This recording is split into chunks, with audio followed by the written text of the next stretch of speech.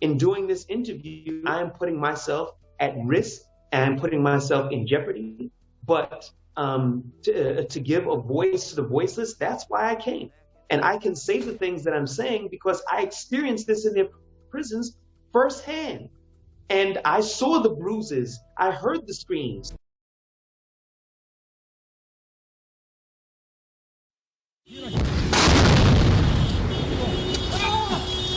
Right over here, another airstrike.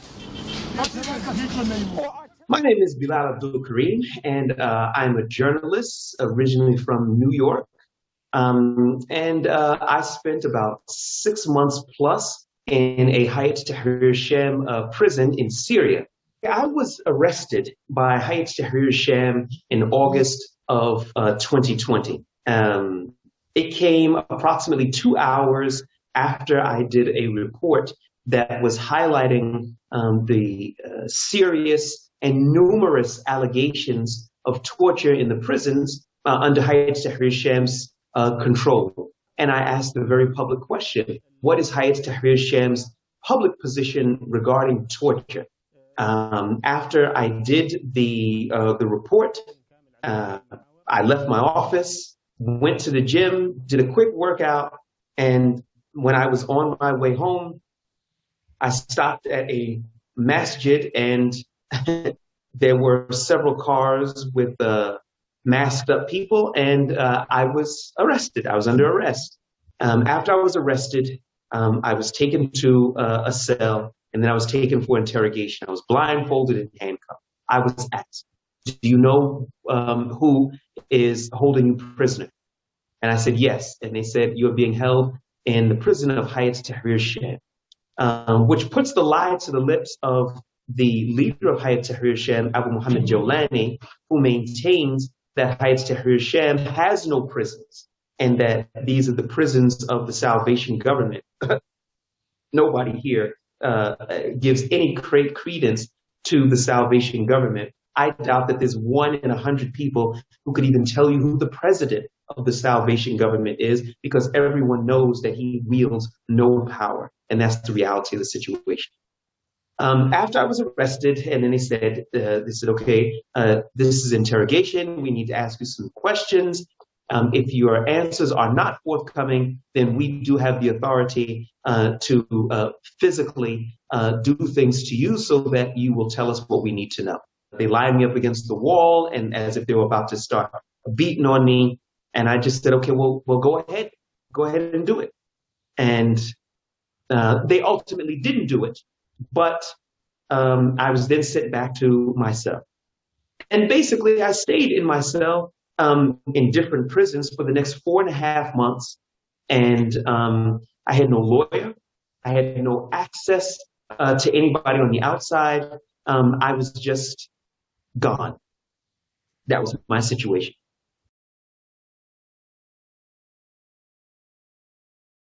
I myself personally was not subjected to any type of physical torture. I was in solitary confinement for more than 6 months. However, almost every day of every week, I had to listen to the screams of torture going on in other areas that are just a few meters away from me. So everyone in the prisons can always hear the torture. That's why when the HTS leader, Abu Muhammad Jolani, stated that there's no torture in the prisons, everybody here found that to be comedic. He's just not being genuine with the people, period. That's the reality of the situation.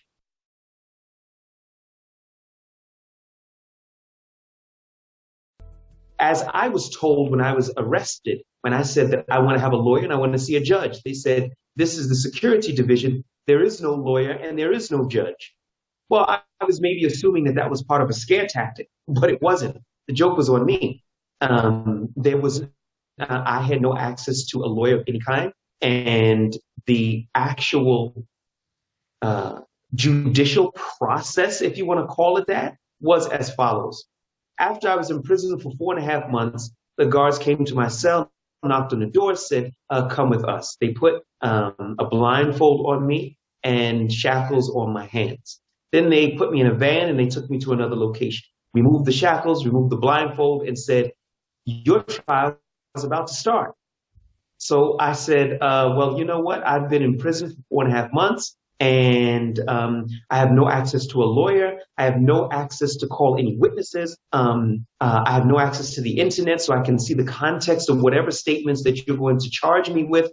10 years of bloodletting and fighting, this is the type of justice that we can expect from your rule.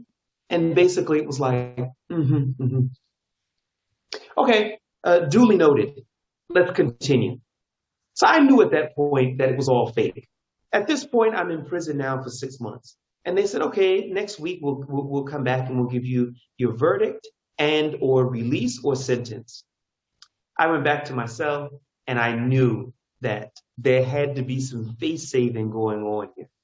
When I was called back into the room a week later, they said, charge number 1, incitement against the authorities, guilty. Charge number 2, defamation, guilty. Charge number 3, meeting with / knowing the location of wanted persons, guilty. And I'll just explain this part.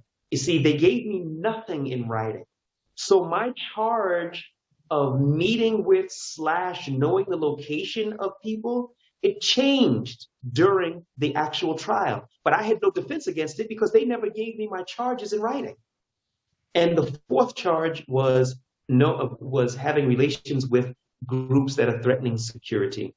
Once again, guilty. 3 months for each charge. I do a year in prison. I burst out laughing. I thought it was the funniest thing. They didn't like that so much. They said, why are you laughing? I said, I'm laughing because I used to do stand-up comedy, but I can't write jokes like you guys. I said, there is no justice in this. There is no Islamic justice, no secular justice. There's no justice in this at all. This is purely political because I exposed your torture ring. And that's why I'm here.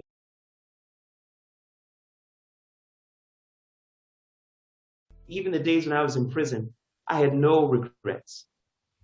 And it was told to me after I had been pronounced to have to spend a year in prison, and this was at the 6-month mark. I was told by the warden of the prison that if I did a plea for clemency, they would release me early. And I said, do I have to apologize for what I did? They said, yes, but it's just a small thing. I said, go back and tell them I will not apologize. I said, do you know who Nelson Mandela was? He said, yes. And I said, do you imagine that he was going to apologize for wanting, for fighting for civil rights? I said, do you know who Malcolm X was? He said, yes. I said, do you imagine that he would have apologized for fighting for the due and just rights that his people, our people, deserved? And I said, go back and tell them I absolutely positively will never apologize and I'll stay here for the other 6 months. So I'm saying that to say that, look, what this whole thing was all about justice. That's what the whole thing was about from the start. And having a press that is going to be willing to put their necks on the line to be able to expose wrongdoing when it's there, and to put certain things out there for public scrutiny, that's a part of any healing process that's a legitimate process. Anybody that wants to stifle that, then I question whether they are actually going to be the legitimate rulers.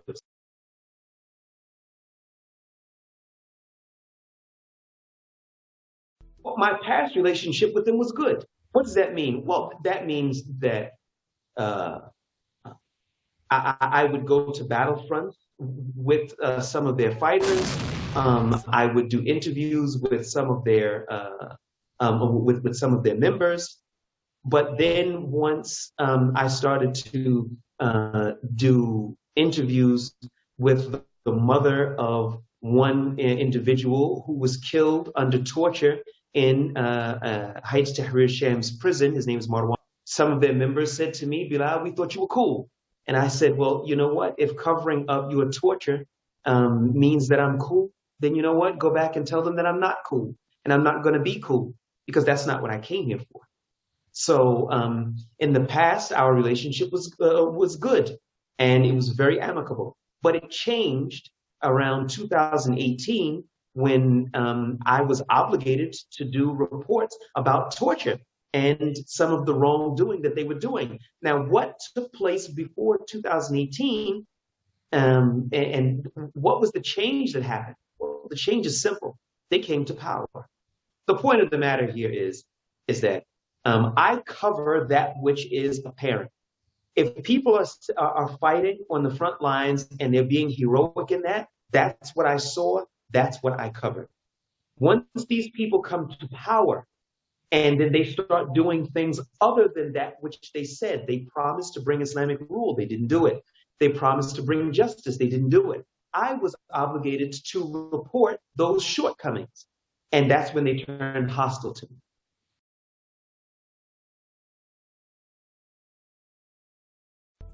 Well, regarding the statements that Abu Muhammad Jolani made in regards to Tawqir Sharif and his statements of torture in HTS prisons, if I can pretty much sum it up in 2 words, I could say that Abu Muhammad Jolani lied. And you know, as I said, I've spoken to Tahrir Sham members about this issue, and I even spoke to one member who basically got up there and said, no, he did tell the truth. So I looked at him like this. I said, what? He told the truth. There's no torture in the prisons. And he said, and I quote, Bilal, torture is not how you understand torture in the West. He said that it's allowed to show them something of punishment to get them to admit to their wrongdoing. And I'm taking what I've just said very, very seriously. This is exactly what was said to me in my living room by one Hayat Tahrir Sham official. And I said to him, I said, well, issue number 1, you're starting to sound like the Americans. We're not calling it torture, we're calling it enhanced interrogation tactics or techniques. Torture by any other name is still torture, which is the first thing. The second thing is beating people, hanging them, which are some of the tactics that they use, hanging them for long periods of time, whippings on the soles of their feet and the backs of their legs. These are the things that your leader, Abu Muhammad Jolani, condemned the Assad regime for doing. How is it that he's now doing the exact same thing that he condemned the regime from doing? So just to sum up the whole thing, Abu Muhammad Jolani, point blank, he lied. Do I believe that Abu Muhammad Jolani is a terrorist? I don't believe he's a terrorist. I think that I have serious issues with Abu Muhammad Jolani, but to say that he and Hayat Tahrir Sham is a terror organization, no, I don't see that. But that doesn't necessarily mean that I support what they are doing since they've come to power. But to say that I think that they should be on a terrorist designated list, no. I want to be fair, and I don't see that. Well, if they are pulling off attacks against innocent people, London, Madrid, France, and such like that, then sure, I'm going to be right alongside with you. But there is no record of them doing that. I don't think he's a terrorist. I think that he's unfit to rule if he's going to continue on the path that he's continuing on now. But one thing that was clear to me was that he's looking for legitimacy from the West. If he wants Western legitimacy and he wants to go after that, that's fine, that's his business. But if he thinks that I'm going to stay silent while he tortures and indefinitely detains his way to power, well, as we say in America, I didn't come to Vegas to lose.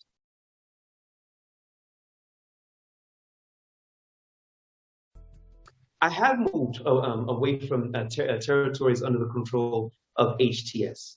I did not feel comfortable in those areas. I was told by their official that, Bilal, we consider you to be a threat to security in these territories. In another meeting which I had with them several weeks ago, they told me that they considered me to be more of a threat in these territories than an ISIS suicide bomber. These are statements which came from them. And the reason he said that was because people listened to you. Well, I said to them, show me where in my reports I lied, exaggerated. If you can't show me that, then who's the oppressor? So I was forced to leave their territories. I didn't want to. I mean, I'm 50 years old. You know, you kind of get stuck in your ways. I know where everything was at in my house, but I couldn't stay there. What am I going to do? I could either just be quiet, stay silent, and just open up a hot dog in a pizzeria, or I could say I'm going to change my location and I'm going to continue to report. I'm going to continue to give a voice to the voiceless, and they just have to do what they have to do.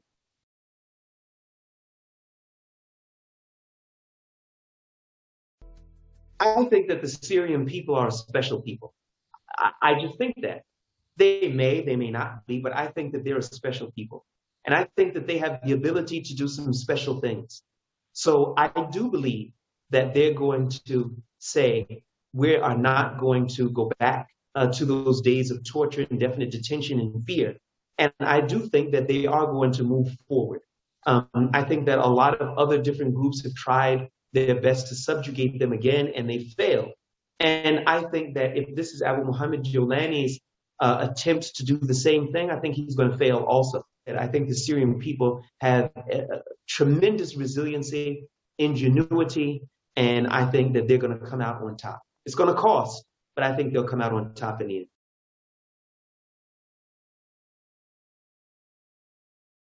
I'm not sitting here at all crying any crocodile tears about, look what they've done to me. No, I came here not because I didn't even know who Abu Muhammad Jolani was. I'd never heard of Jabhat al-Nusra before in my life when I came to Syria. So I had no connection to them. And my remaining in these territories has no connection to them. I'm doing what I'm doing because it's the right thing to do.